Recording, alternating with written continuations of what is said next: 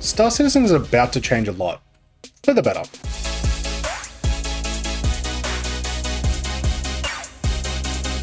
Hey there everyone, hope you're all having a fantastic day and welcome to another Star Citizen video. This year, as a lot of you know, there is a ton of stuff to be excited for about Star Citizen. We've got some sweet ships coming, we've got naming our ships, cave entrances, habitats, and a ton of other stuff. Just check out this roadmap. There are two things happening this year that I am beyond excited for. This year, we're going to be getting dynamic events and a much cooler player-made event. Some of you may have had the privilege of playing during the Xenothreat event, Assault on Stanton, in the last couple of weeks.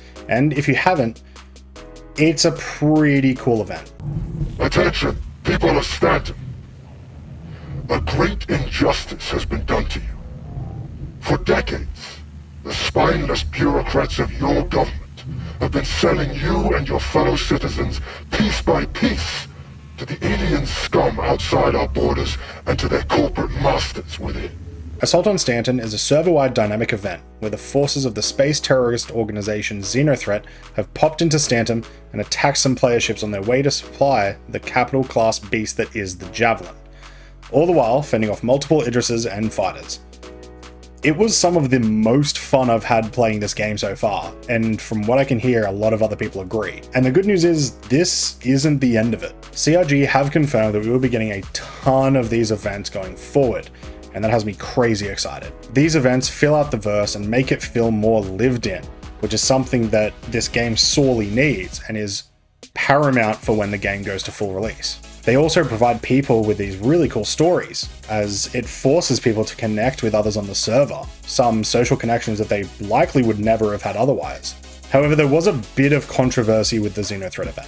As some of you know, there are a lot of PvP players looking to play Star Citizen, and the Xenothreat event was a way for them to jump in and harass the other players while they're trying to do this PvE content.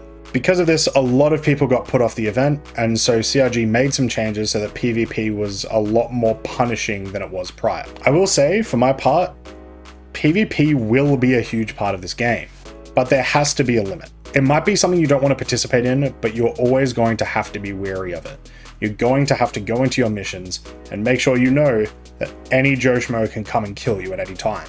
At the same time, this event was more designed to test mechanics, mostly for PvE players. What it does do is it shows me how amazing this game will be. Once they introduce better PvP mechanics, this will be more full out and they won't have to do something like balancing it so that PvP gets punished for participating in something that should be an every player event. Let's say that during this event, an organization that sympathizes with the Xenothreat come in and start attacking all the PvE players. There is no doubt in my mind that in the future, there will then be an organization full of, once again, PvP players coming in to fight the Xenothreat PvP players. There should be some sort of balance here, and I hope that we see that going forward, because if we don't, that might ruin the game for a lot of players. There's a lot of work to be done here, but this event is one of the most fun I've ever had playing Star Citizen, and there's 10 more coming this year apparently.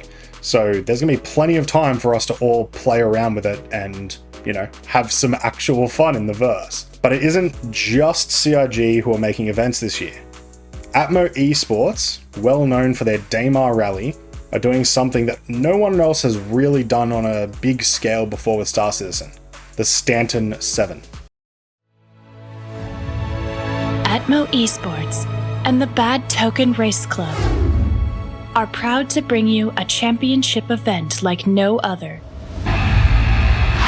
The Stanton 7. This exciting rally circuit pays homage to Earth's classic rally and Formula One traditions, pushing drivers and their teams to their absolute limit across some of the toughest terrains Stanton has to offer. Qualifying teams will push through 7 individual races, located across the system from the isolated moons of Crusader to the bustling city centers of Hurston and Microtech.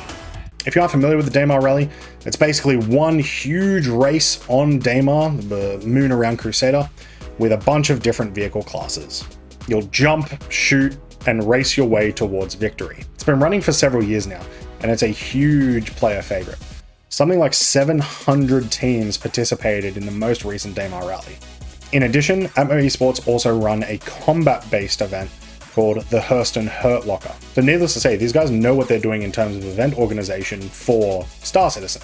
But now, I would argue they're bringing the first proper esport into the game with the Stanton 7. It's a series of 7 races in different vehicle classes where the top 16 races of all of the players that play Star Citizen will be participating in.